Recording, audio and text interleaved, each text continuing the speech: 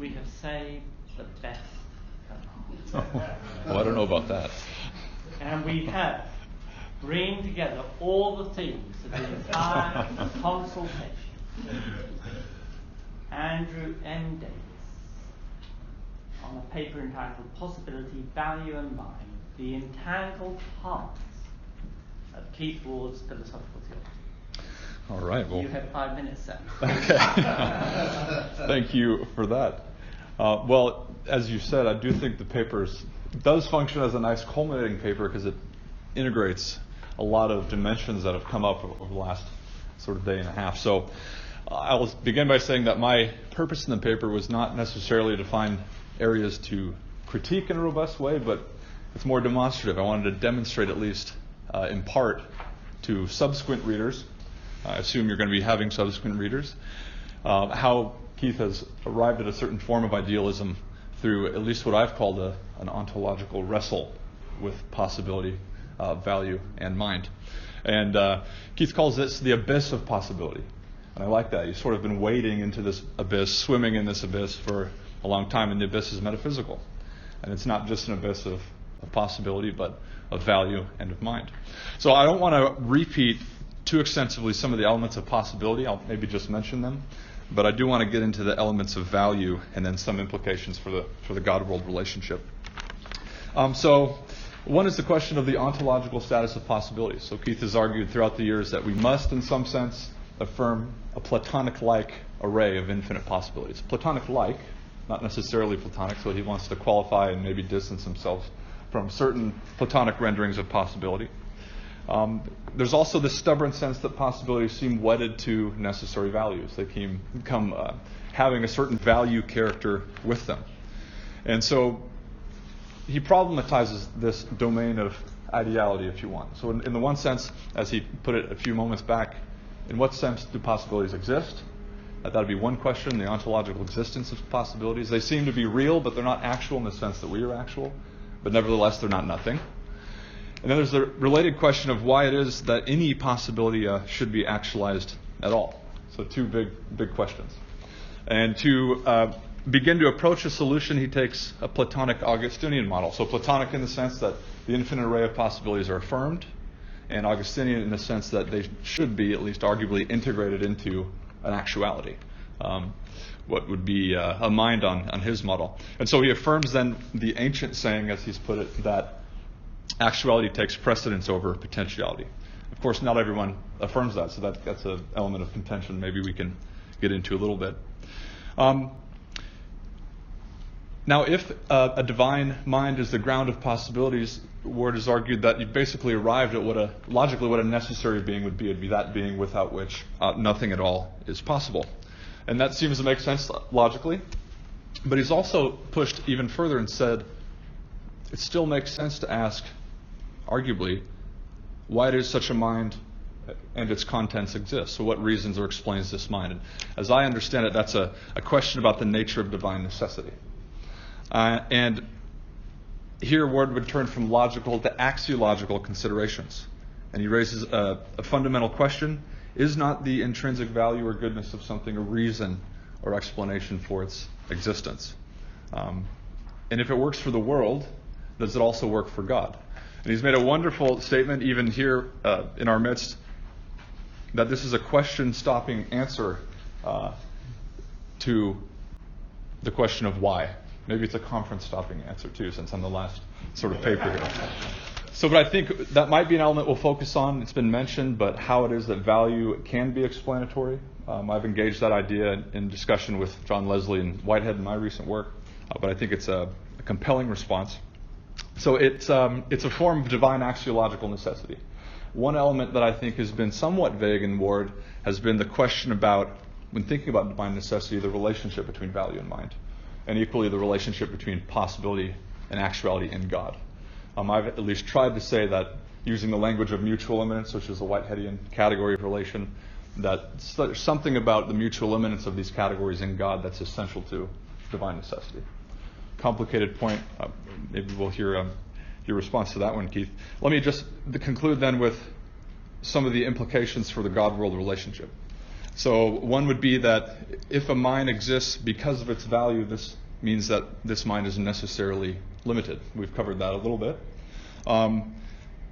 If God is the ground of all possibilities, it's all possibilities that are holocaustal and evil in nature, and possibilities that are benevolent.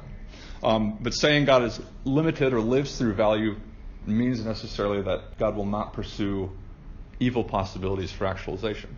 And in part, this is, as I understand it, Keith, your response to unhindered many worlds theories, like David Lewis and others who would say every possibility is actualized. In playful statements, you say there's not just one hellish world, but infinite hellish worlds. But in principle, your metaphysics says that value is a filter. As instantiated in God, value is the filter which keeps these evil possibilities from being, these hellish possibilities. Three other comments would be that the divine mind that lives through value is necessarily persuasive rather than coercive. So creation operates through a means. God creates self-creators rather than coercively self-determines from God's self to the world. It's not a unilateral mode of action, but a relational mode of action.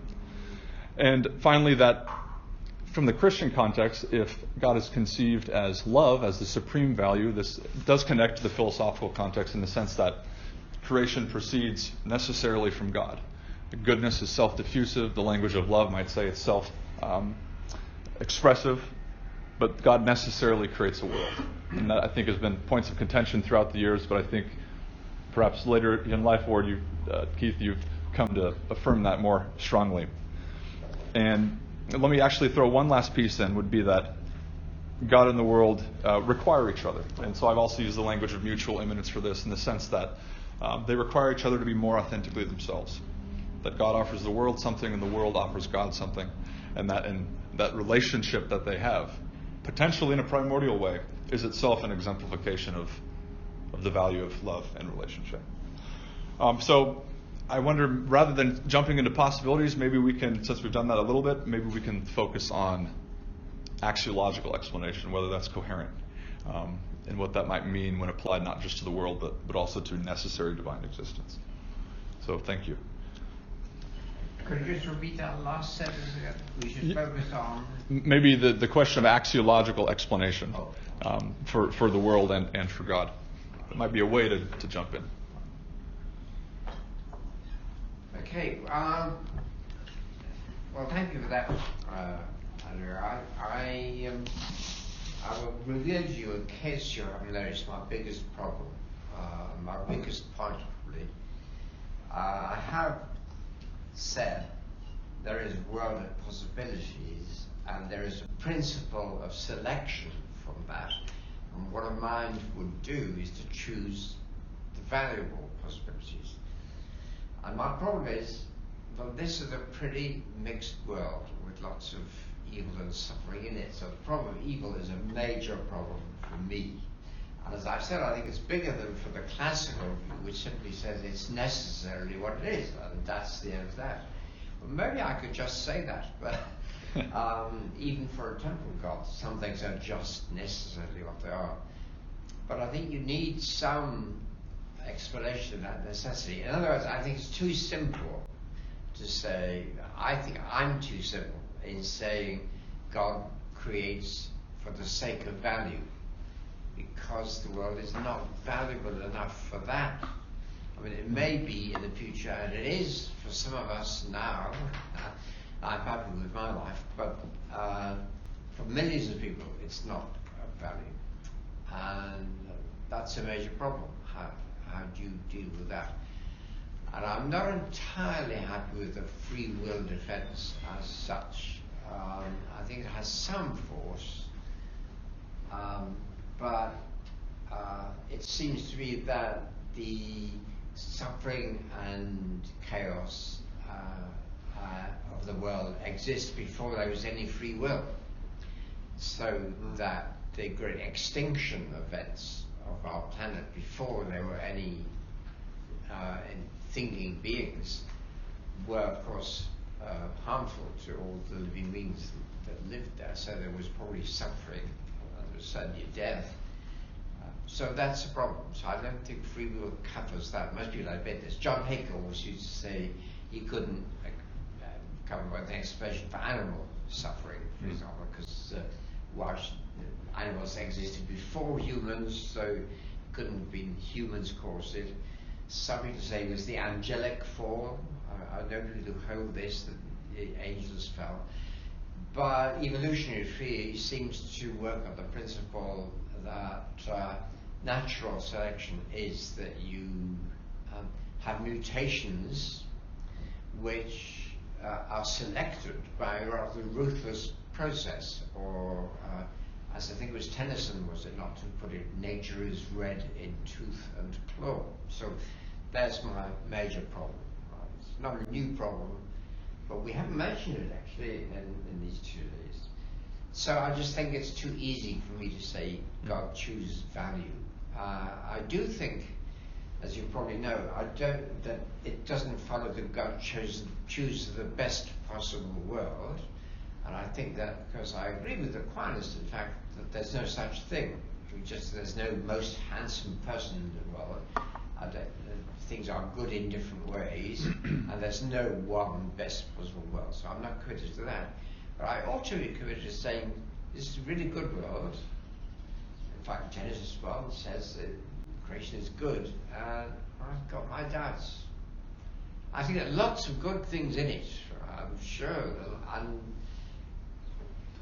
all the people who die in agony, you think, well, so I'm just admitting to you, this is a weak point in my view. So I need to qualify, I suppose. God chooses for the sake of value. There must be something else. Leibniz, who is predecessor of Whitehead, of course.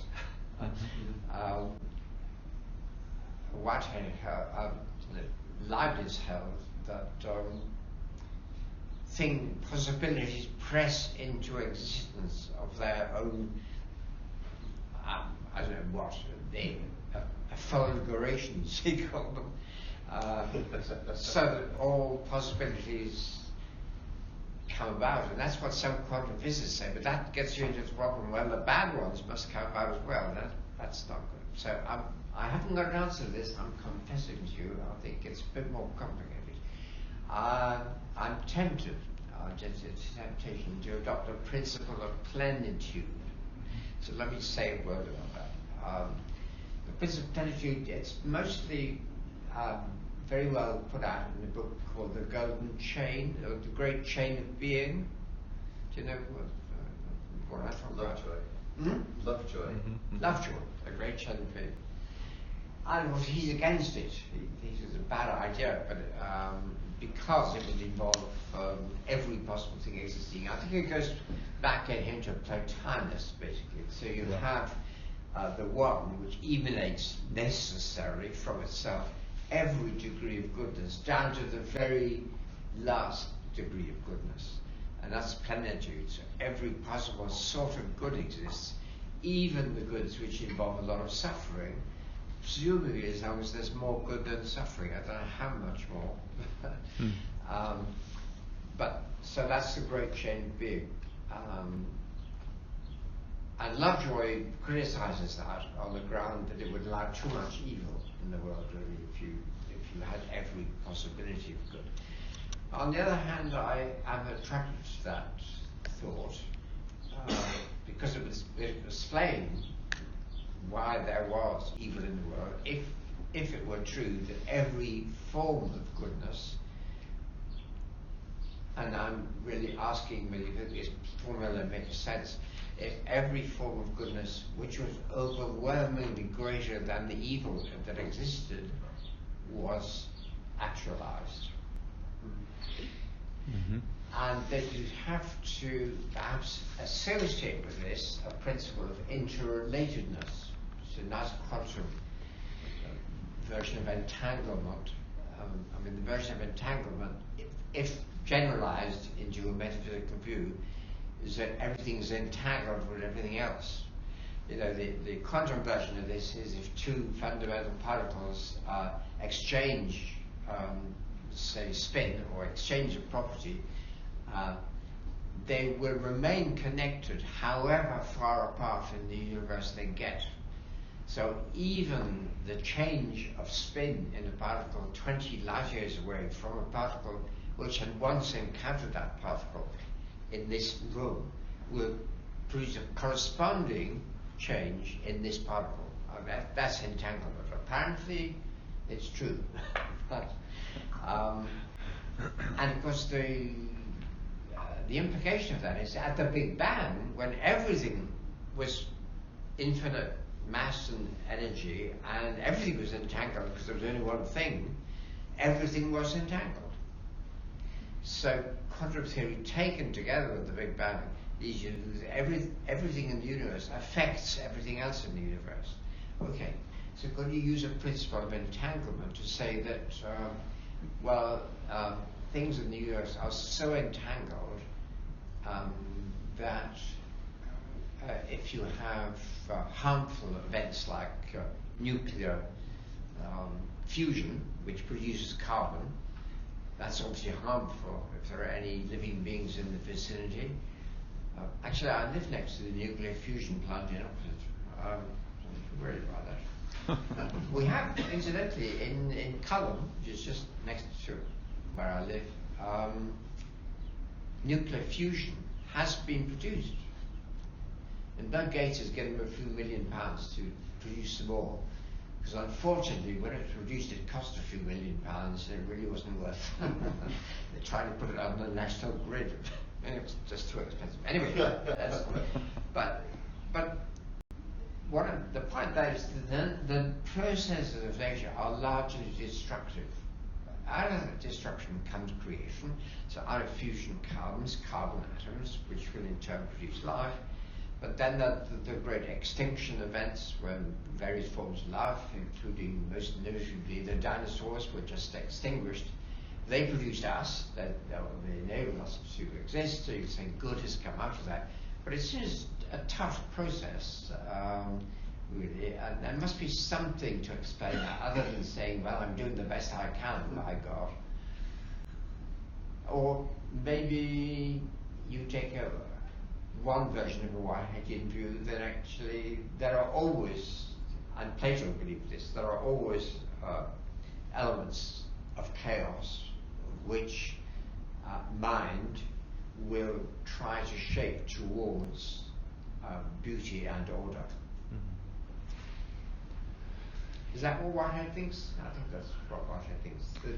That God doesn't create. Like it's not like Empedocles where there's the strife and there's the love. I don't know that in Whitehead. But like the Demiurge struggles against an incalcitrant universe. Matter, Right. I don't think that's in Whitehead. No. But God doesn't create the actual occasions. They're always existing, and presumably. No. I think it's a point of contention, right? Because no occasion can arise without the initial aim in the first place. So I think you're not wrong to say that God creates actual occasions from a process framework. Okay. Right. But the distinctions are pretty tedious. But it won't help with the problem of evil, except through a free will defense. Because matter is recalcitrant for Plato, right, in the Republic, but actual occasions are not recalcitrant inherently. You can't use them, you can use their free choices to explain evil or suffering, but you can't use some sort of matter-like nature as opposed to the divine. Mm-hmm. No, not as opposed to the divine. I think neither Plato nor Aristotle believed in creation. They both thought that matter just existed and that it was chaos. I mean, just as pure form might be God, possibly. So pure matter would be without shape, without nature, and therefore chaotic. And that reads Genesis 1, I suppose, really, and being there was Tohu Boha, which is the great abyss of chaos. The abyss of possibility. Chaos. And I suppose that's the Sumerian idea of the great deep, the great saltwater sea of chaos, which is a Leviathan. If I'm looking for biblical support in those myths, you've got God fighting with Leviathan until the end of time. So I think it's certainly arguable a biblical, a Hebraic view of that would be there is a battle between chaos and God. But it's not that there are two gods, but there is chaos and there is God. And in the Timaeus, Plato more or less says God, the mind, the demiurge, the architect, does the best he can with the chaos. So it's making order out of chaos. I find that quite appealing. It doesn't seem very Christian to me. But on the other hand, you might from a Christian point of view say the cross. Somebody try this. The cross is an image that the creation of a universe is inherently involving pain and suffering. That you can't have a universe without that. So, I mean, those are just my, I'm fumbling around, just think. I think, so, positive part, I was too quick to say God just wants there to be value and that's that. I'm sure that's true, but there has to be some limitation on the sorts of value that God is able to create. Mm-hmm. So if you don't want to say there's something other than God, you have to say these limitations are in the divine being itself. They must lie in the possibilities in the divine mind. So there must be something which entails that some of the good possibilities entail some of the bad possibilities being actualized. Does that make sense? That's what I'm tempted to say. Mm-hmm. Let's go back to science again, and some of my colleagues in physics who say, well, Paul Davies, for example, in physics says that carbon-based intelligent life forms like us couldn't have existed unless the laws of nature, the basic constants of laws of nature, were exactly what they were. Even Martin Rees, who's not a theist, says that. So, well, that would be sort of necessity. We couldn't exist unless the laws of nature are what they are. And the laws of nature produce the fusion of stars, the collision of galaxies, and the law of entropy, so that everything's going to destroy itself in the end. It's going to run out of energy.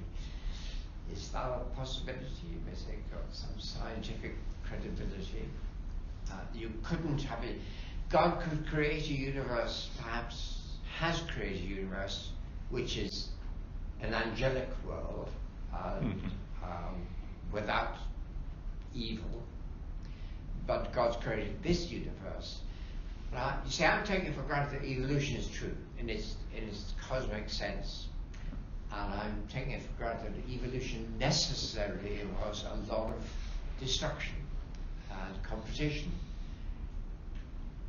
Right? So would maybe the principle of plenitude would do that. If you say, well, every sort of good, the sort of good that we instantiate is the good of achieving excellence through effort. And you can't have effort unless you overcome chaos and resistance. So a model which occurs to me is like trying to be a great pianist, which I once did, and I didn't make it. But the point was, it was very hard. I mean, to become a great pianist, I had to practice for 6 hours a day, and I just couldn't be bothered. So I suppose that was sin. And you sort of, here's the potentiality which is proper to you, distinctive of you. You've got the ability. Get to work. It's going to be hard work. And I didn't. So that could be a little parable of the cosmos, that you say it's got to be hard work, but it's that will achieve a sort of value that is worthwhile. And there couldn't exist in a universe where everything was easy. Where you said, right, I'm going to do some philosophy. Oh, it's true. That's always true. It's amazing. That would be a strange universe. You've got to be in a universe where you say, no, this was wrong, but I'll keep trying, it might get better. So, effort, does that include to the sort of universe we have? Endeavor through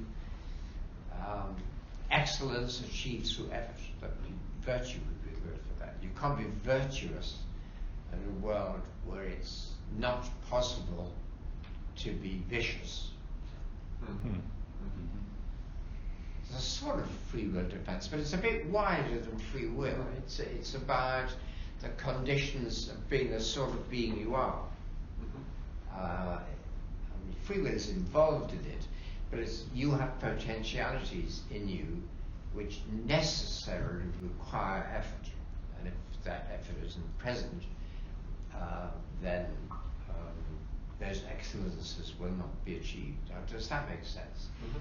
I think it's in Plato's free will defense, where he said, it's possible that there are goods that necessarily involve certain evils. So, isn't that right? Am I remembering that correctly? I think he does say that. Like, free will defense really sort of is directed toward, the so-called logical problem. Right? Right. So, I think Hicks would definitely say that certain virtues are only possible with some sort of arduousness that have to come. I don't know about planting that or something. It's the natural, it's his use of free will defense to account for natural evil, where he does that, and that one I don't think has to. A defense and not a theodicy, right? So that distinction is up as well.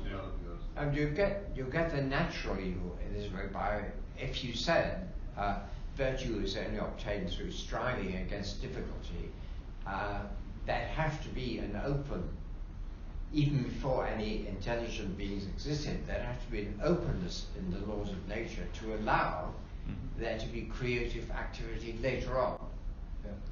Because if everything was determined, not i.e. there was no arbitrariness at all, then later creative exercise wouldn't be able to exist. So if the mind is ever going to have a causal effect on the way nature goes, the laws of nature must allow for direction by the mind.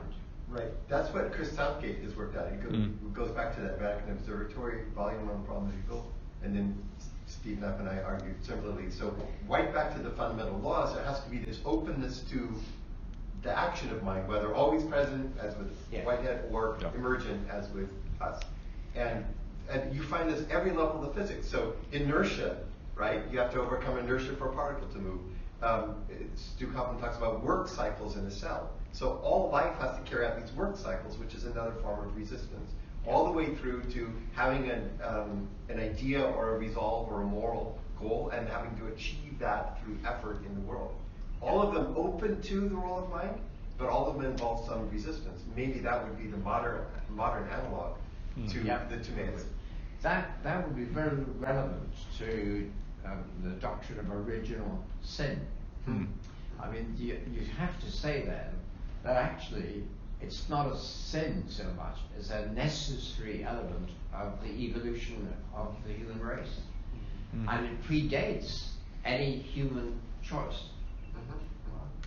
Doesn't this get us back to your admitting that you can't solve the problem of evil? Because if you say, somehow sin is necessary, or I don't know if you said exactly like that, then the question becomes, are there really any genuine evils, or is this just another way of good defense?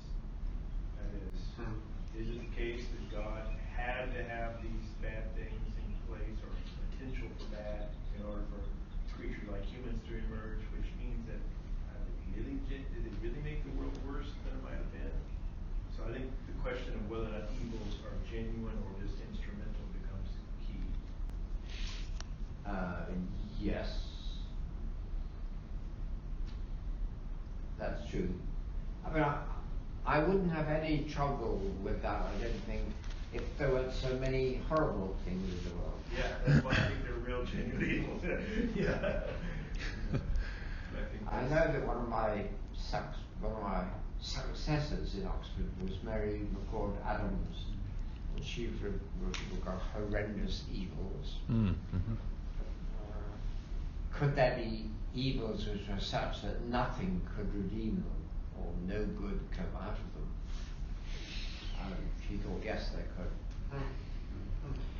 I mean, one of your strategies has been to stress that, I mean, is it rational theology and the creativity of God where you simply say, if you don't believe in life after death, then no, there's no adequate theodicy. So you do, I mean, you know, you do try to put the problem in some sort of perspective and argue the larger perspective does ameliorate the problem. But you clearly don't find that sufficient as you agonize on the question this moment. Mm-hmm. Well, if he was a universalist, he probably could. As you said earlier, he's not a universalist, so isn't that right, Ian? I mean, Yesterday, we're going to talk as if you're not here. Today he might be. You said you believe in purgatory or a version of it. Yeah, sure. But I think most people get in the long run.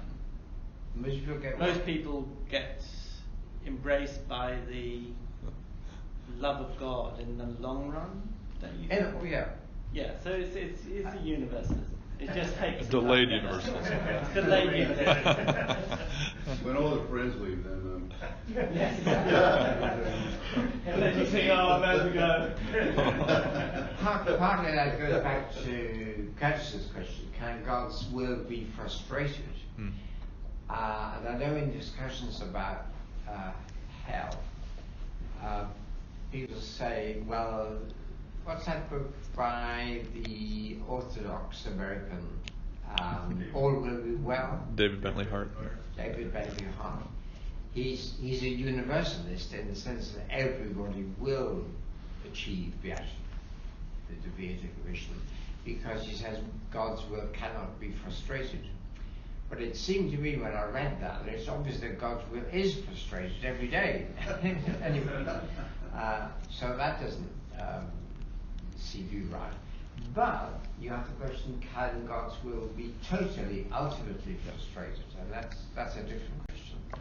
So I would call myself a conditional universalist, or what evangelicals now call an nihilist. Annihilationist. You're not a nihilist, yeah. An annihilationist. And so that would mean to say that everyone, there is a state after death where everyone has the chance to repent, or always has the chance to repent. But if there comes a point where they really decide they just don't like anybody, even themselves, they would get annihilated, in which case God's will would not be ultimately frustrated. I mean, what I can't stand the thought of is the Aquinas' view that the blessed in heaven have their joys increased by seeing the sufferings of the damned because they deserve it. It's troubling. Really. But look, C.S. Lewis has kind of a kinder annihilationist where people kind of fade into nothingness. The farther they move from God in their choices, the less authentic and real they become. That's right. My problem with some of the annihilationists, it sounds like somebody saying, well, you either lock them in jail or you execute them. Both of those sound terrible. So that fade from being maybe. Yeah. One of the difficulties I think of this discussion is it tends to, I sort of brought this up previously, it tends to atomize the human being. So you just had said several comments about relationality, the utter entanglement of all things. Yeah. And I wonder if we're not committed to some kind of universalism based on that utter relationality. So that who someone has become or who they ultimately become is necessarily related with who we are as well. And so it's the Jewish sort of midrash that I had mentioned, Tom, that says if you save a single person, you save the whole world. If you kill a single person, you've murdered the whole world. It's sort of based on that notion. So I struggle with that tension. Yes, right. Are you wanting that subjectively or objectively, though? Well, subjectively, obviously, yeah.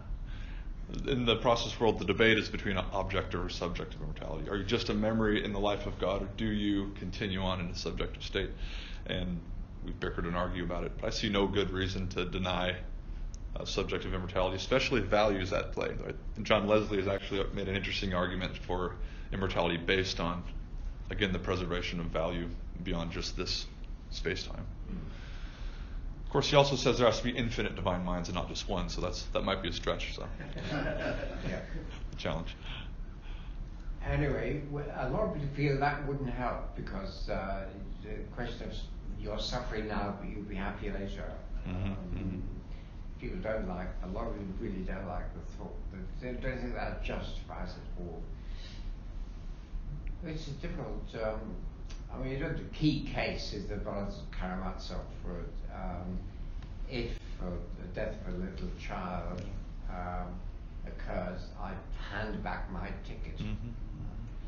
I wouldn't. That's not right. It says, if the foundations of this universe are based upon the tears of that little girl locked in the privy at nighttime, then in that case, I hand back my ticket. Yeah. That's interestingly different. Yeah, nice. It's much the same thing, isn't it? If you're saying. So in other words, if the whole edifice of creation were built upon Yeah. the tears of that one child, that's Yeah. what he says, then in that case I hand back. So in other words, if the final explanation is her crying was necessary, so it's against Calvin, a double predestination or something, then in that case I would say no to God. I don't think I read it like that. I don't like that. Oh, you don't read it that way. read it that way. So you think if any child, any innocent person has suffered, he will not follow God? I think, would you agree to be the architect? I mean, you're right. If eternal happiness depends on the tears of one child, Yeah. would you agree to be the architect on those conditions? Yes. No, I would not. That's rebellion. Yeah.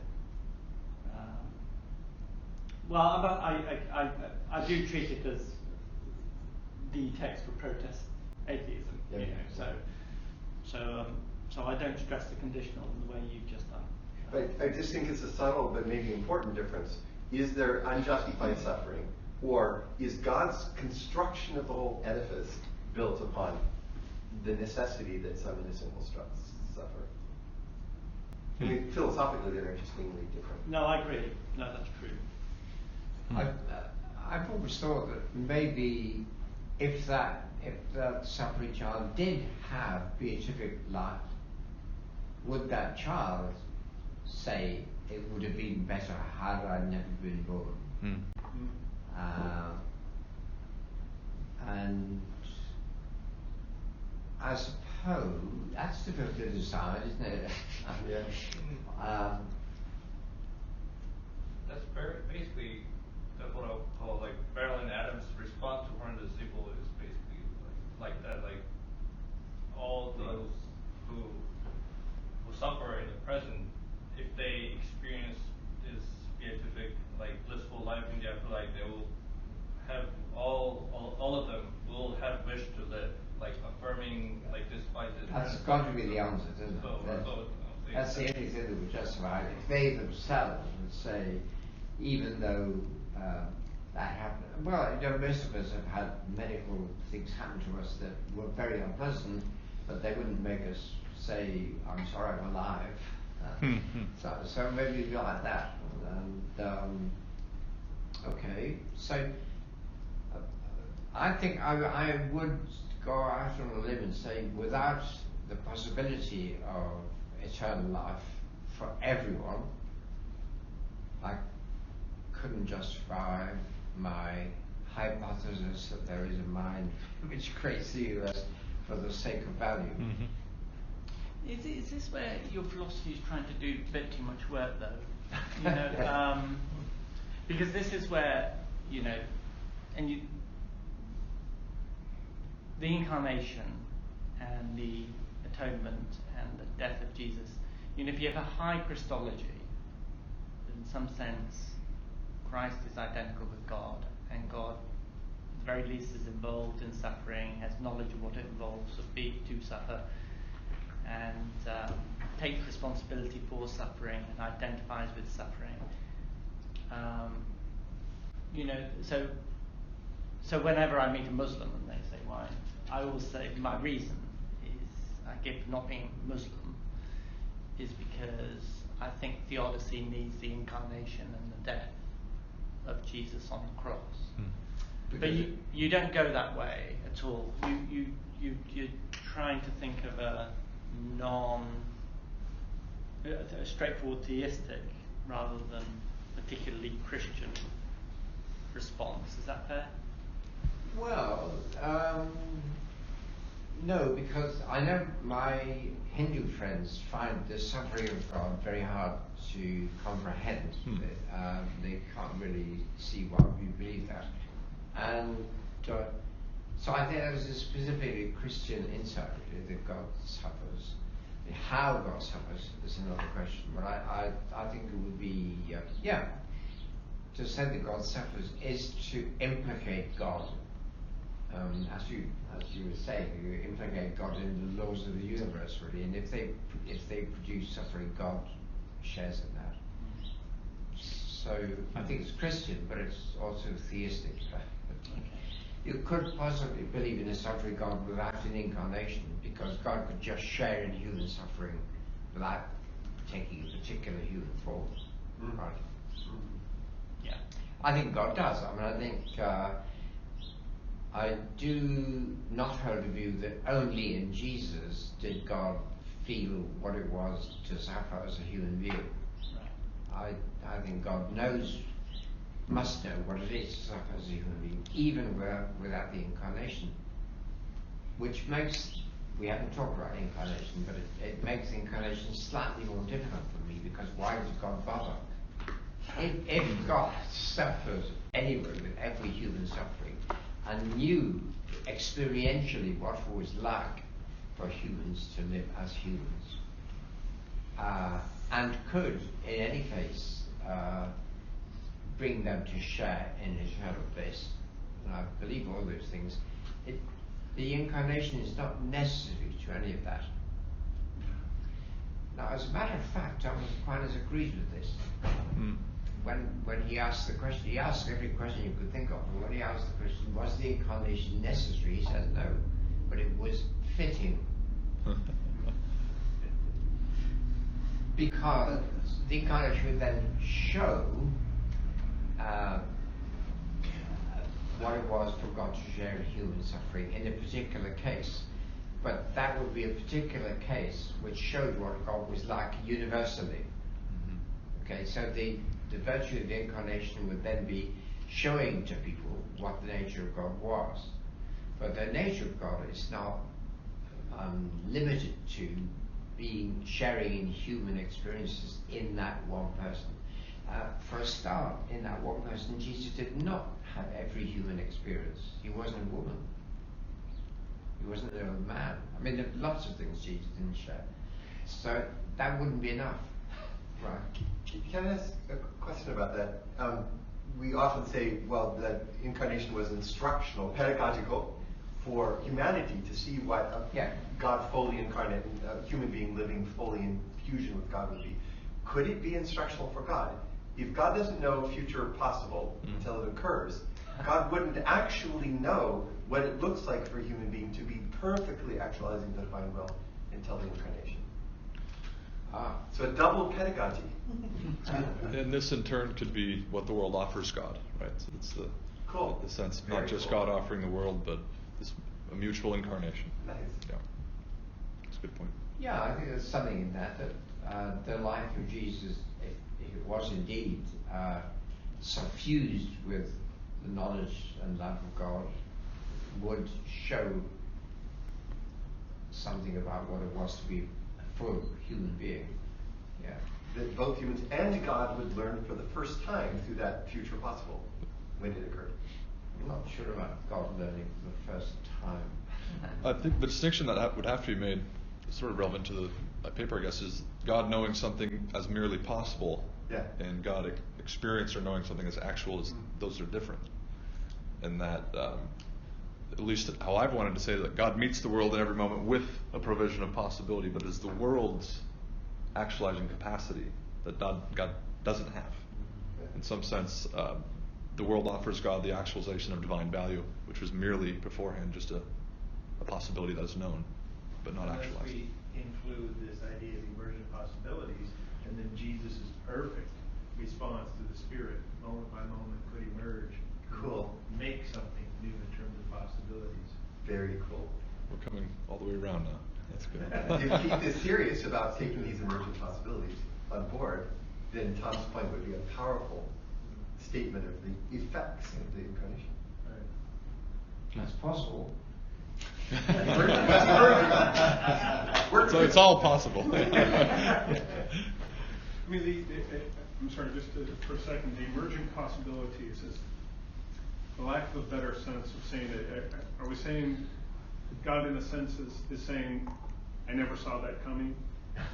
I'm trying to wrap my head around this idea of there being new possibilities in the sense of God never even knew that was possible? Okay, so we can do it at the possibilities level, but just stay simple for the first round. Humans are a complex system, 10 to the 11th neurons, 10 to the 14th neural connections cannot be predicted by anything in natural science, we believe. And even a computer with as many electrons as the universe couldn't pre-compute a human response to a complex event. And so God couldn't predict what it would be like for a human to live with a will perfectly aligned to the divine. Couldn't predict you say embodiedness is crucial for human mind, like at least the development of our minds. So God is learning something through that process that God couldn't know in advance. I thought you took the view. So future free, it's a Molinism, right? The future free. I thought you took the view that God had extraordinary predictive powers and could anticipate every conceivable trajectory from every single moment. Well, that's what I was questioning earlier this morning. I did say that. Because that's the Platonic full idea of every possibility is in God's mind, and God can predict all the alternatives which could possibly exist at any moment. And that's one way of coping with knowledge of the future. You say God doesn't know actually what's going to happen, but God knows all the possible things that could happen. And I'm rather questioning that and saying I'm not sure that's true. There might be new possibilities. But do you want to go as far as Philip? No, I don't. Philip's God's pretty ignorant. I don't know if you'd say that, Paul. No, it's just that there's something about, so I take seriously Keith's affirmation of full freedom. So it's genuine libertarian freedom and the unpredictability of a free decision in advance. So that God can do an incredible decision tree. I mean, computationally, it's mind-blowing. But for God actually to see a human being respond in perfect obedience to the divine will is for God to learn something God didn't know in advance. And there would never be information God didn't know, because everything that emerges in the moment, God instantly knows that. Yeah. So there's no ignorance. Yeah. I mean, that's interesting, but we're kind of ontology, epistemology kind of different. Are we saying that the possibility itself never existed, and now the possibility does exist, versus it was always possible that I could punch Tom, but the neurons made it that wasn't knowable until it happened. That's the weird thing for me that I'm trying to wrap my head around. The idea that something may have not been possible in this moment, and in this moment there is now a possibility. Right. So what's emerging in this conference, and I don't know it in other articles or books, is the sense there are the two possibilities that's already often talked about. Pure logical possibility, that's foreseeing every possible route, like the ever possible universes, right? Those are really big numbers, by the way. If we actually, I could talk through how massive this is. It's staggering. But anyway, what we're hypothesizing, or exploring the hypothesis, is that the form of possibility that's relevant for theological reflection is Keith's new form, which is based on these potentialities.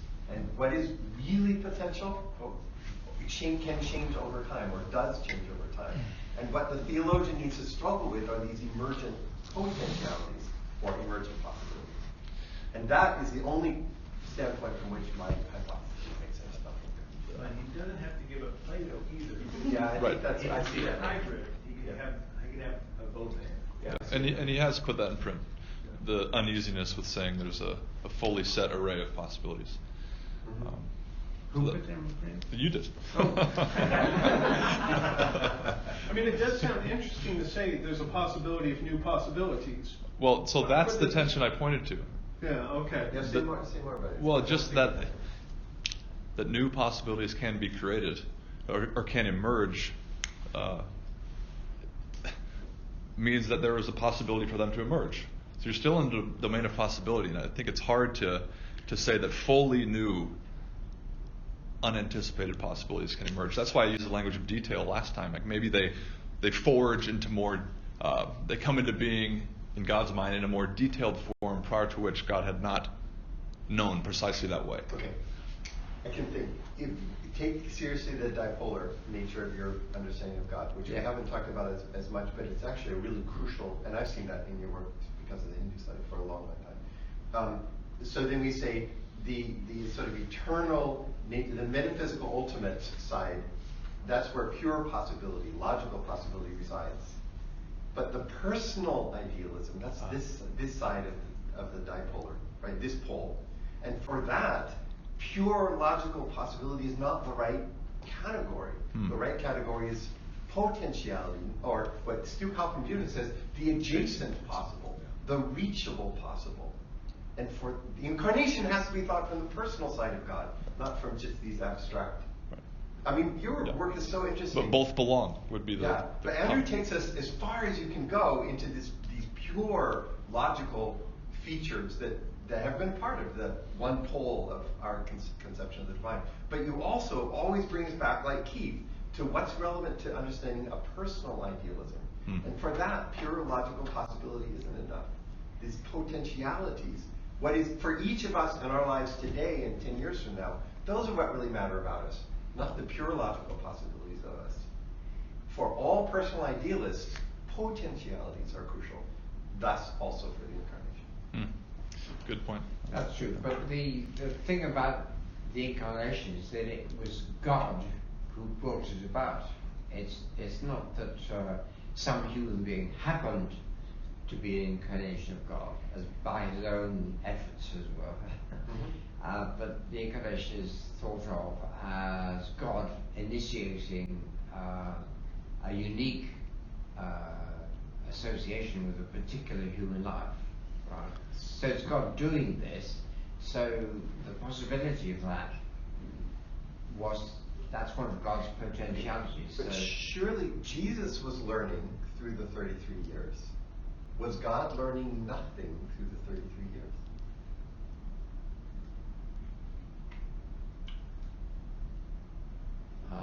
I don't know.